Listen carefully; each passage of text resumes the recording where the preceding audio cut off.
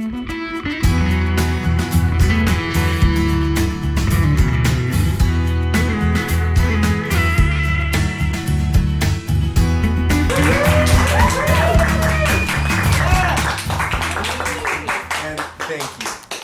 to Cooking with Kevin. Today we're going to go back in time and do a family favorite, beef stroganoff. This has been passed down for generations and it's one of my favorites. Let's start with the meat. So we're going to begin with some petite sirloin steaks. And you'll notice that the grain is going straight down this way. You never want to cut with the grain, so we're going to cut like this eventually. But first off, I'm going to hammer it down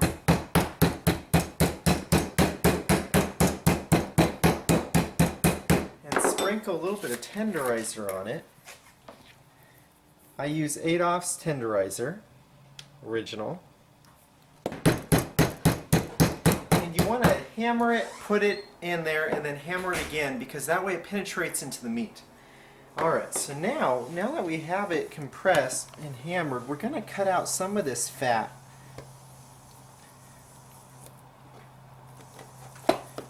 Makes it a little bit more tender and leaner when you cook it by doing so.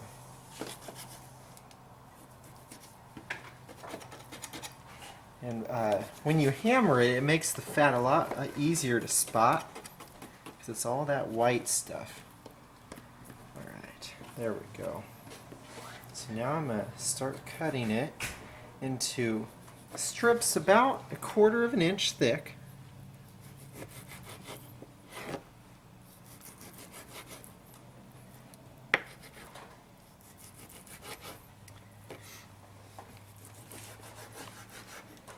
And it doesn't matter if some are bigger than the others. It's easier if they're all about the same size so that they cook at the same rate. And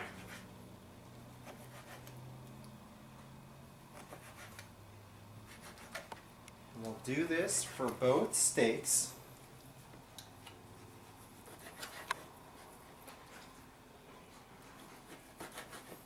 And then, once we've cut them into strips like so, we're going to make up a flour-salt mixture. We're going to do 1 tablespoon of flour to a 1/2 teaspoon of salt. And you'll mix this up, and it makes a little flour seasoning mix that we're going to put this meat in. And put around until it's well covered.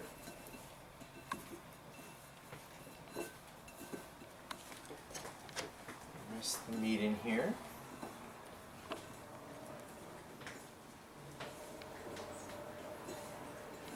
Alright, so now that it's well covered, it kind of just has like a snowy look to it. We're going to put 2 tablespoons of butter in a pan here, and we'll melt this butter. Once that's melted, we'll put the meat in, and I'll cut the other steak while we're waiting for that. The butter is now melted, and I've cut another steak, so it comes out to about 1 pound of beef, but you can do about 1.5 pounds if you like a lot of beef in your stroganoff. And we're going to throw that in here. We're going to quickly brown it on all sides.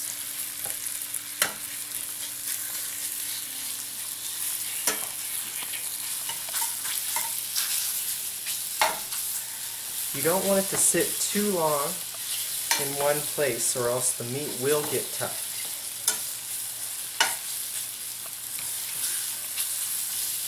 You want to constantly be moving it.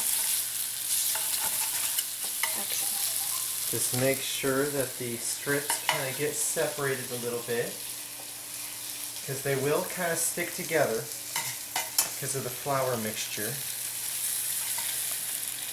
So you'll notice I'm just kind of separating the strips a little bit while I'm moving them around. And see how they're starting to get that kind of brown color to them? That's perfect.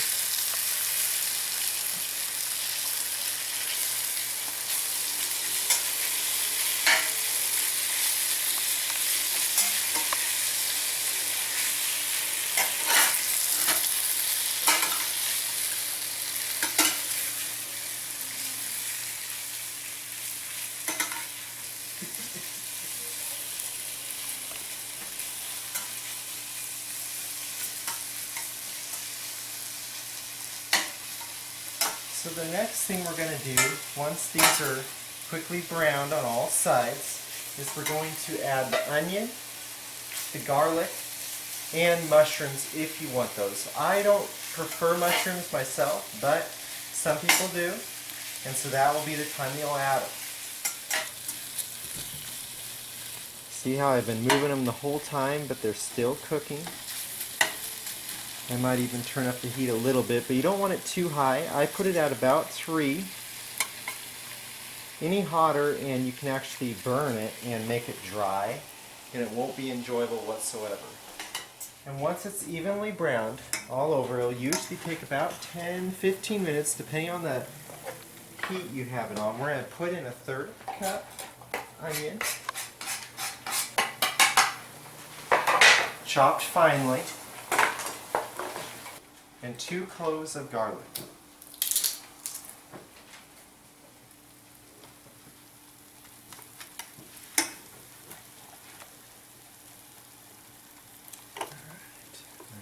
This guy in there.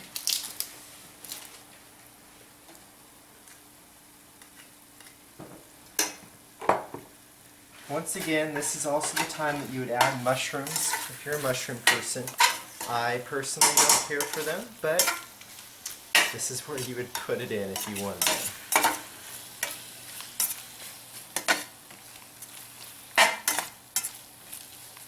Alright, so now we're going to turn up the heat just slightly, maybe to like a 4. And we're going to cook this until the onions are barely tender. You don't want them to be fully tender yet. And while we're cooking the onion, we'll send it over to Tim for a little look into the history of stroganoff.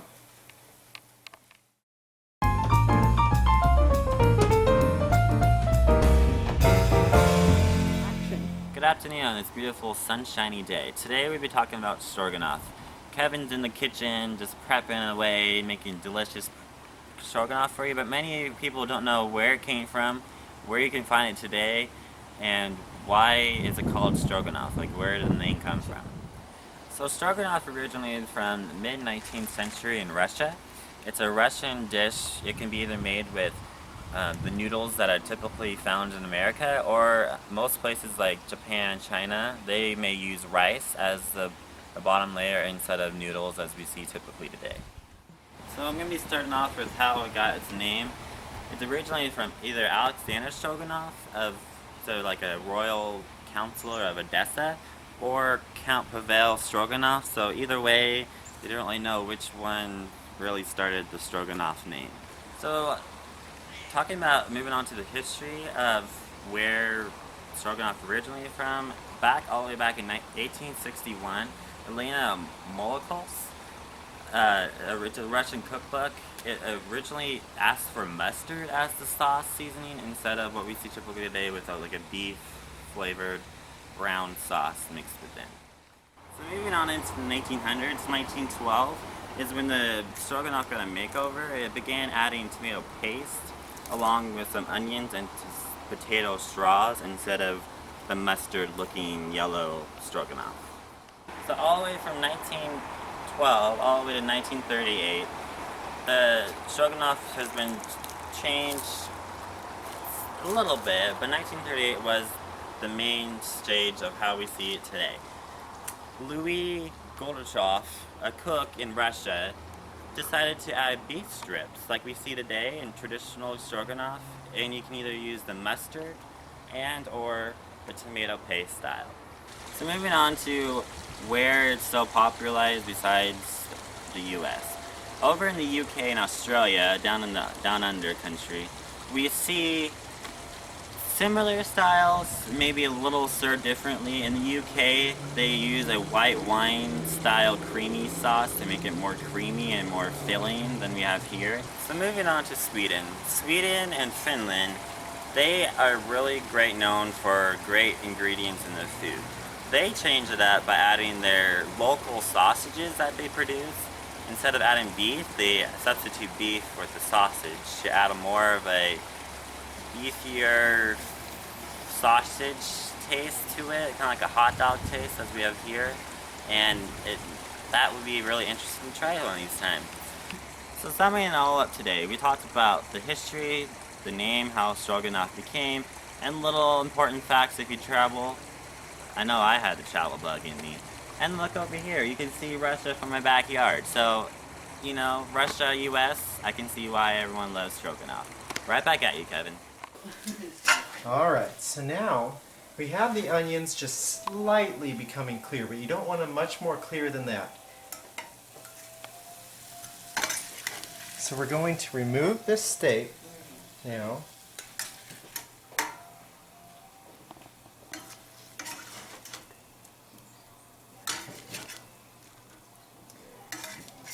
And then once it's removed, we're going to put 2 more tablespoons of butter into the pan and melt it.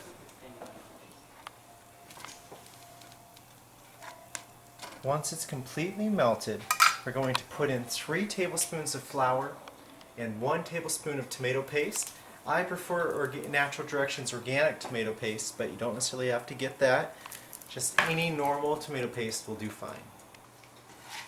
So once the butter's melted, we're going to scrape the bottom, kind of get the leftover pieces from the meat into the butter here.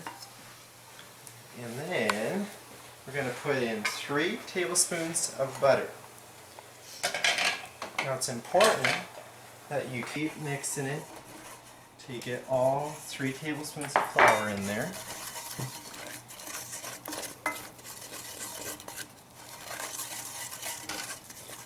And it will get a little dry. And then what we're going to do is we're going to add a tablespoon of that tomato paste.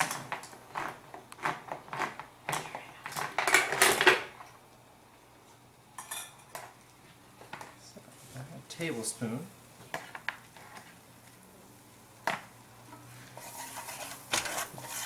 Mix it in thoroughly.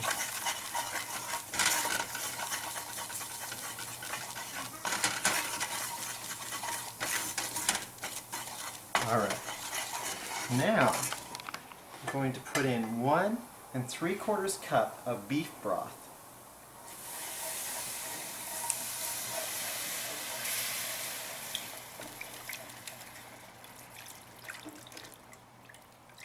Stir it in, mix around that flour tomato paste mixture, and you just continue doing this until it's all mixed. Sometimes it's actually nice to get a whisk out.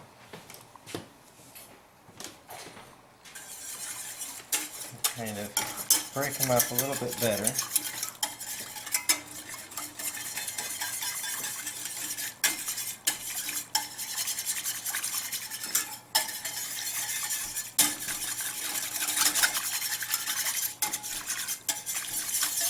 Almost kind of resemble like a tomato soup because that tomato paste has such rich color to it.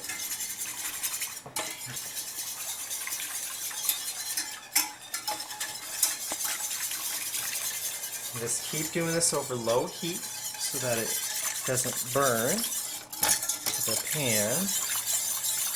There we go. See how it's kind of getting a nice liquidy consistency. Alright, and we'll continue stirring this until it starts to thicken. You'll notice that right now it's even looking a little bit thicker than when it started. So we're just going to continue stirring it. Stir it constantly so that it doesn't stick to the bottom and get a kind of a burn taste to it. So you'll continually stir it until it's about this consistency, where if you lift it up you'll kind of see a residue on the whisk. Alright, so now we're going to add the meat back in. Kind of stir it around. I'm going to switch back to the wooden spoon here. Alright, and then we're going to add 1 cup of sour cream.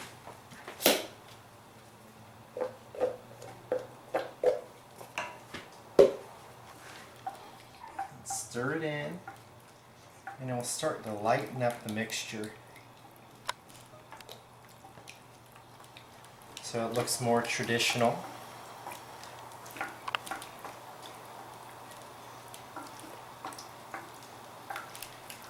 Alright, keep mixing it around. It will start getting kind of a creamish color to it with the red tint.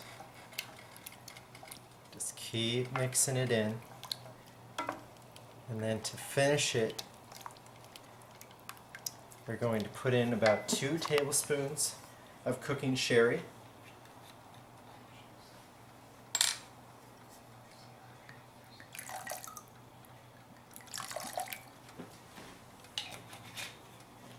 And then we'll heat it to a boil to get out any remnants of the alcohol, but it will still have a delicious flavor.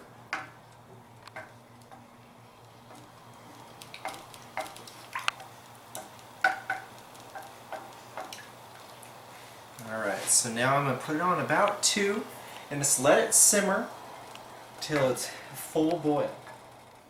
So we're going to wait until there's these bubbles that are starting to come up along the sauce. You can kind of see them breaking through the surface. So now it is ready. We're going to turn it down to low to simmer. Now we're going to make the French bread. We're going to start by putting 3½ cups of bread flour into a mixer bowl. I'll start with 1 cup though, because I'm going to put 1 tablespoon of yeast into 1¼ cup of lukewarm water. Going to mix that in a little bit. I'll let it kind of sit in that for about a minute or so. This activates the yeast. You don't want it too hot because it can actually kill the yeast and it won't rise. So you want to kind of be more on the side of caution when doing the water temperature. I tend to aim for a little bit of a cooler than too hot. The way you do is you put your hand underneath the faucet and allow it to go on the top of your hand and wait until it feels like no water is hitting your hand. That is the perfect lukewarm temperature for yeast. So you'll see that it will start kind of puffing up. That's good. That means that it's starting to activate. So I'll just keep hitting that round just for a little bit more. Alright, so while that is still activating, we'll go ahead and put the sugar and salt in. We're going to put 2 teaspoons of sugar and 1 teaspoon of salt. I'm going to mix that a little bit in there and kind of get into the flour. I'm using a dough hook because dough hook is ideal for breads. It will form a ball when the dough is ready to be taken out and kneaded. Alright, so this is ready now. So we're going to put the yeast in. Kind of help it out.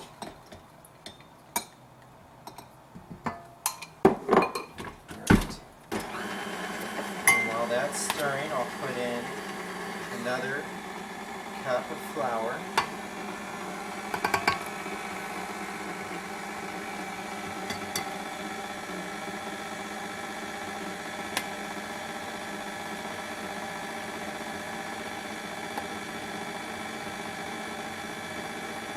Wait for it to kind of mix in. It'll be a little moist at first.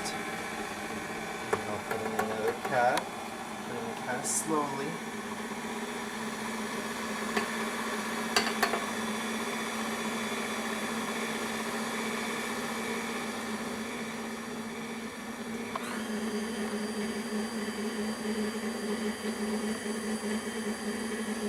Gradually turn up the speed now that more flour has been established in there. But initially you want it low so that the flour doesn't all fly out. And then I'll put in that final 1/2.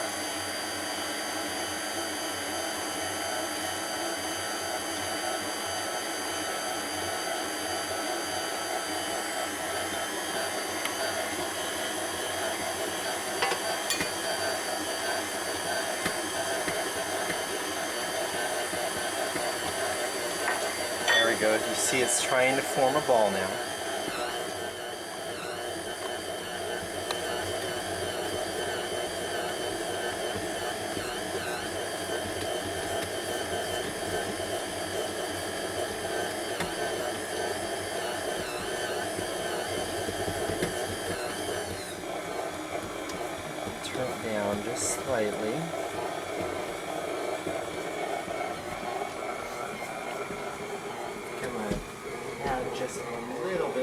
water to it.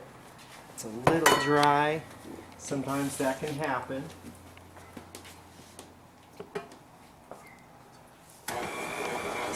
And if it does, you can put in about, a couple drops here and there, a teaspoon or so, just so that the dough does form.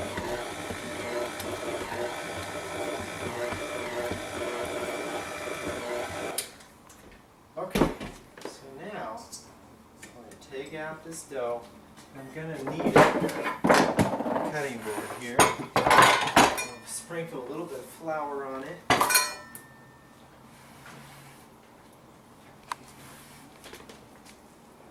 To knead it until it becomes elastic, usually about 3 to 5 minutes.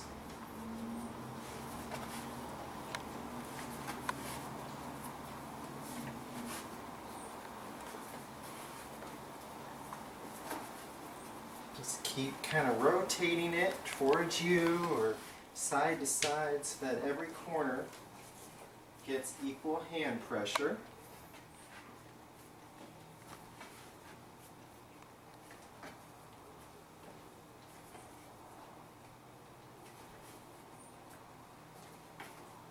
Will become kind of harder to press down, and that means you're getting close to being finished kneading. You're just trying to make it into an elastic ball. It's thicker.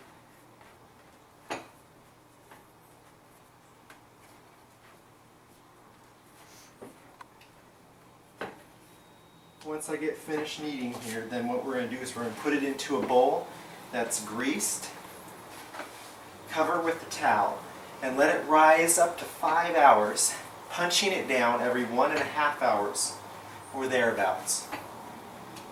It will get to about double the size. That tells you that you need to punch it down. Once you punch it down 3 times, it'll be ready to form into a ball, and then stretch it out into a loaf on a baking pan.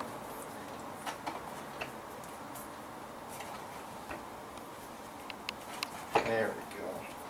See how it kind of has this elastic looking texture to it now? That's how it should look. So what we're going to do now is we're going to get a bowl and grease it a little bit here.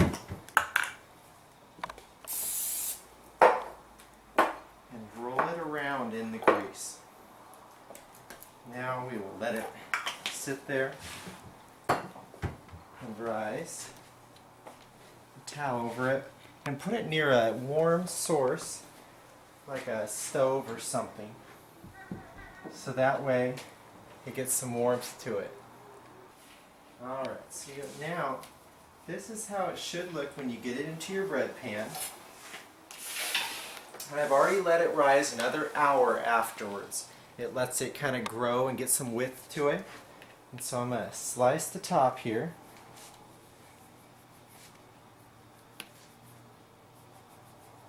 There we go. And I'm going to heat the oven up to 375.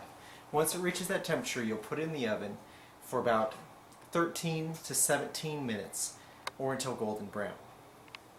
And while you're waiting for the oven to heat up, you can get some egg white and take a brush and put that on the top.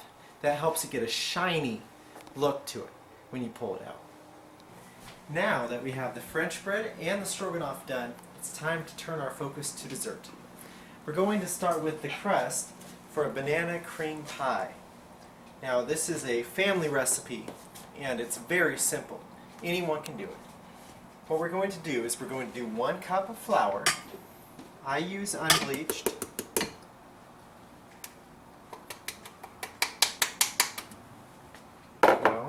And then you'll do 1/3 cup of oil.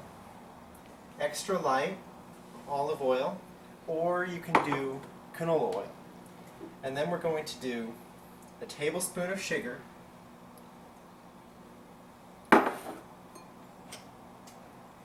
and 1/4 teaspoon of salt.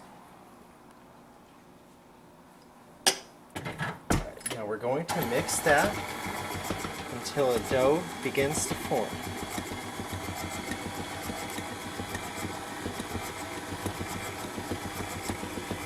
Then once it's starting to form, then we're going to add a tablespoon of milk.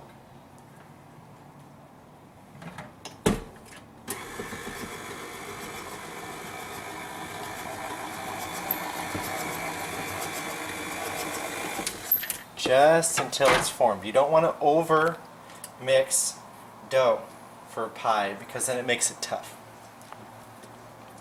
Clean it off. Now we're going to pour it into this pie pan. Kind of help it get out.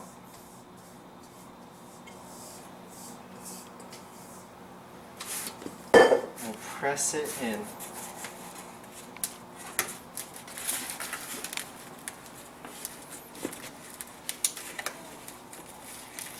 Until it's evenly spread along the sides and the base.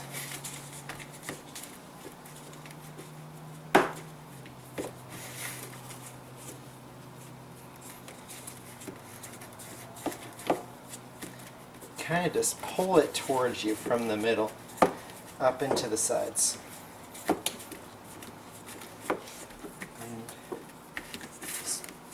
Push down the middle so that there's no areas thicker than others, and take your thumb and push along the sides here, push out the excess dough.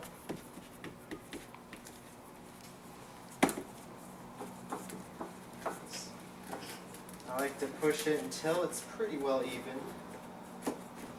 That way when you're cutting the pie and serving it, it doesn't just fall apart.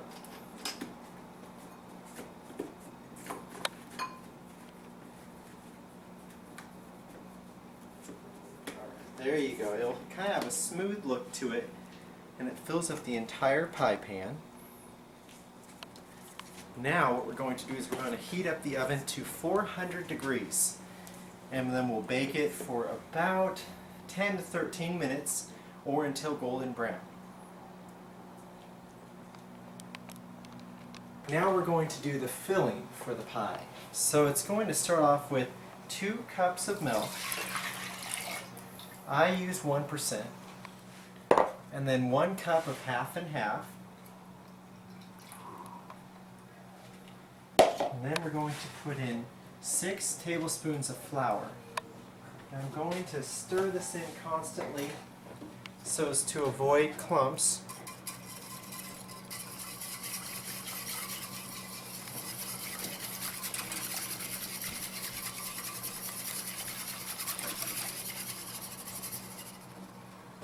There we go.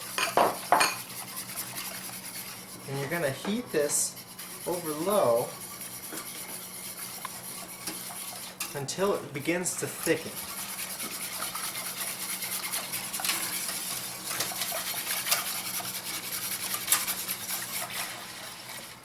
And while you're stirring, you're going to add 3/4 of a cup of granulated sugar,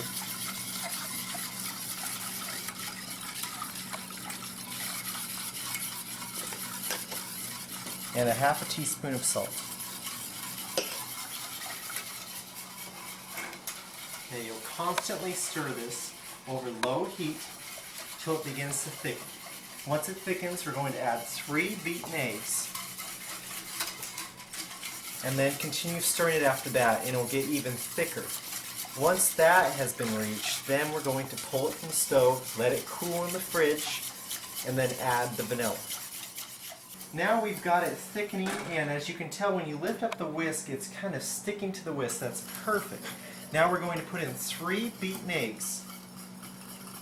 This will add the traditional yellow look to it that you think of when you think of vanilla pudding.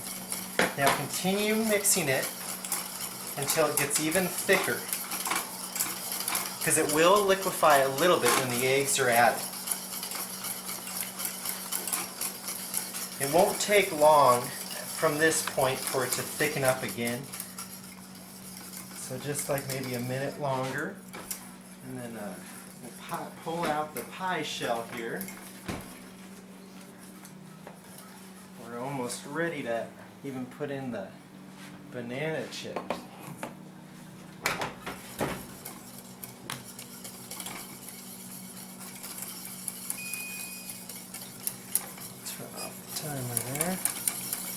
You'll see that's very smooth looking. And it's very thick. That's perfect. Just keep mixing it just a little bit longer until it's just a little bit thicker. Right now it's almost perfect consistency.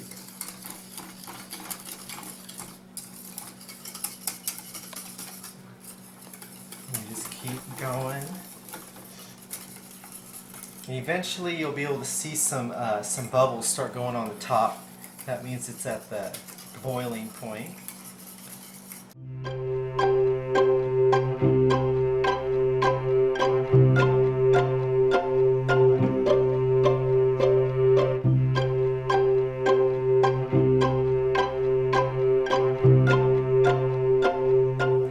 Alright, so now it's the perfect consistency of thickness once again. So what we're going to do is we're going to remove it from the heat, and I'm going to place it in the fridge for 1 hour and let it chill. Then we're going to add the vanilla. So in the meanwhile, we're going to introduce you to my guest chef today, Brenna Archibald. She's going to show us one of her delicious salad creations called feta salad. Brenna. Hi, Kevin. Hey. How's it going? It's going great. It smells great in here. I hope so. Well, as you know, I always like to pair every meal with a salad. So one of my classic key ones that you all are always telling me, make this one, is the feta salad. And it's really basic and easy, which is great. So this one we're going to start out with a nice deep leafy green with the floral colors. It's called the Spring Mix Salad Mix. It has a nice nutritional base, so it's great to use because of the dark greens in it. Well, and then it would add a lot of color to the table as well. Exactly. And then the next item we're going to add on top is dried cranberries. The great thing about them is they add a nice sweet yet tart additive to your salad. And they're full of antioxidants, and they're a great color to add on to the table. Yeah, for sure. So you just kind of sprinkle them on top for now, make them pretty, because there's not much to a salad. The next ingredient, my favorite actually, is the cheese. Anytime you have a salad, there has to be a little cheese. You can't go wrong with cheese. Ever. Oh. So we put about 1/3 of a cup of cranberries in. We're going to add about 1/3 to 1/2 a cup of the feta. I like cheese. What can I say? So you add that in, a little more sprinkle on top, just kind of get it looking nice. I like the white on the green Yes. with all the deep colors there. It's just a nice looking salad. Oh What yeah, can I say? yeah, for sure. And then last but not least, for the toppings on our salad, we're going to do sliced almonds. I like to use sliced versus whole or crushed just because it looks nice. It's a nice, even, slight crunch to it. I also don't get salted or roasted. I usually get raw sliced just because that way you're not adding any extra things on. It's just a nice It'll be healthier. raw, you know. Yeah, just like an protein. extra little crunch in there. Exactly. So we're going to sprinkle that in. Is it about 1/2 cup? It's of about that? 1/3 to 1/2. It depends Okay. on how much you like. I like more cheese on my salads. You can always substitute ingredients. I've used, instead of dried cranberries, I've done crushed cranberries, and I've done the seeds of the pomegranate before instead. So, I mean, it's easy to switch up. I'm sure you could use blue cheese or gorgonzola instead. It just depends on what you're feeling, what flavors you like, and how you do it. Fresh strawberries is also a good Oh one. yeah. Yes. That would be So delicious. it's just however you like it, you can make it your way. This is my favorite. The Yeah. last, whenever you serve the salad, you have to have a dressing, right? Oh yes. So I like to use vinaigrettes. They're a nice, even, you know, they're made mainly of vinegar, oil, and seasonings. I personally like the Newman's Light balsamic vinaigrette. It's my family's favorite. It's what I use on 50% of my salads. So right before you serve the salad, we were going to want to drizzle this on evenly and toss it. You only want a light covering of the salad dressing, because if you put too much, it will tend to make a dense and clump everything together. If you do it lightly, it'll give it just enough of that tart balsamic taste to actually, make your meal perfect.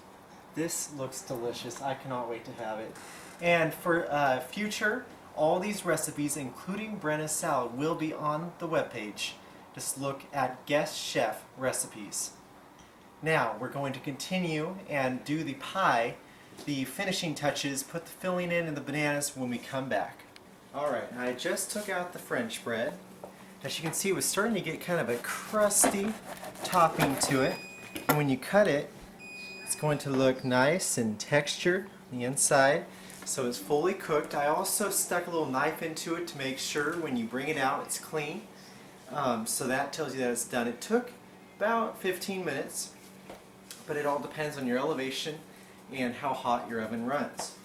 So now I'm just reheating up the stroganoff. I got some noodles going, and so we are about ready to eat.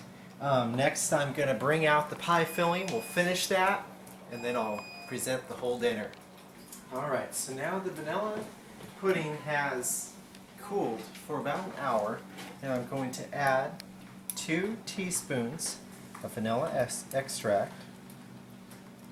It's normal for it just to sit on the top, because remember it has been solidifying while it's in there.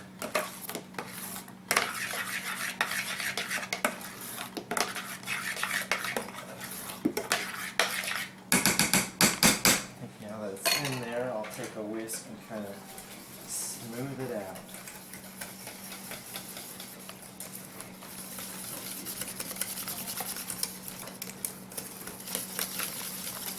There we go. So now we have the vanilla pudding filling ready. So what I'm going to do is I'm just going to take a couple of bananas here.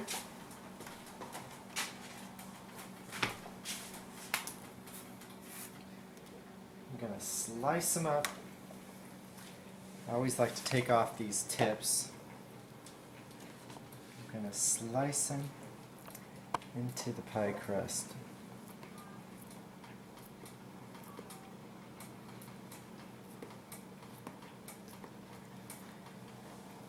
Doesn't really matter how thick. I prefer to have them a little bit less thick, like maybe about like a quarter of an inch like that, but sometimes, you know, the little thicker ones will get in there, but that's no biggie.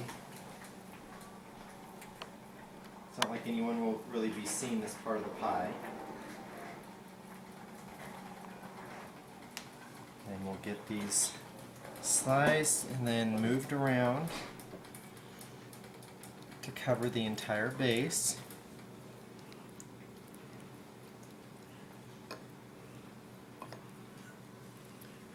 Alright, one more. I'm just going to do a half just to kind of fill in any kind of holes that were left.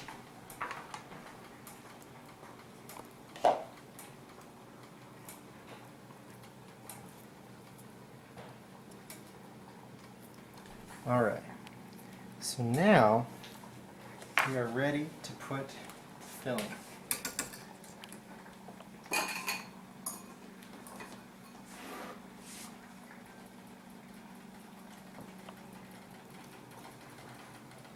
Just drizzle it over. Depending on the size of your pie shell, you may not be able to fit all the filling in, no biggie. You can use what's left for a nice treat the next night for your kids or something. Most kids do like a traditional vanilla pudding. And then we'll cut what bananas we have left and put them right on top. Kind of sink in, that's okay.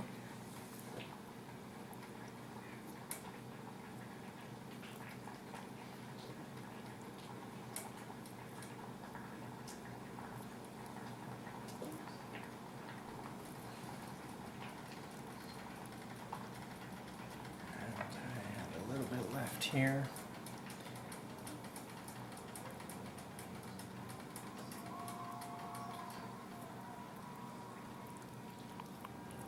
Put these guys all over the top. This kind of lets people know what kind of pie it is too, by having the bananas on top. Not everyone does this. Some prefer just to have a large covering of whipping cream on the top.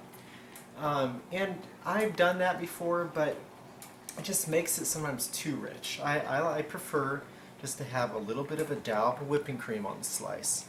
Otherwise, just have more bananas. It's healthier this way.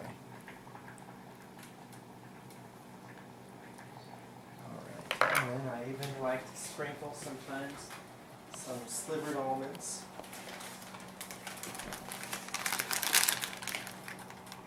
Right on top.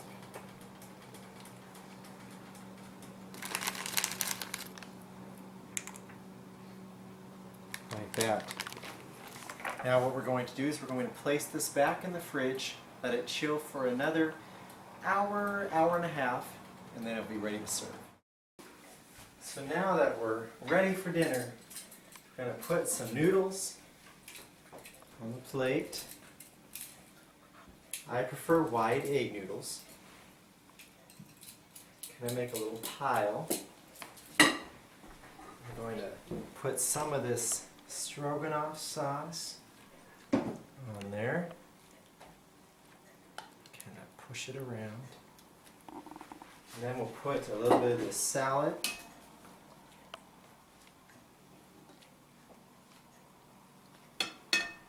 And a piece of crusty French bread, and voila. You have a delicious meal that everyone's going to love, and you'll be getting asked for the recipe. Thanks again, and remember, until next time, keep cooking with Kevin.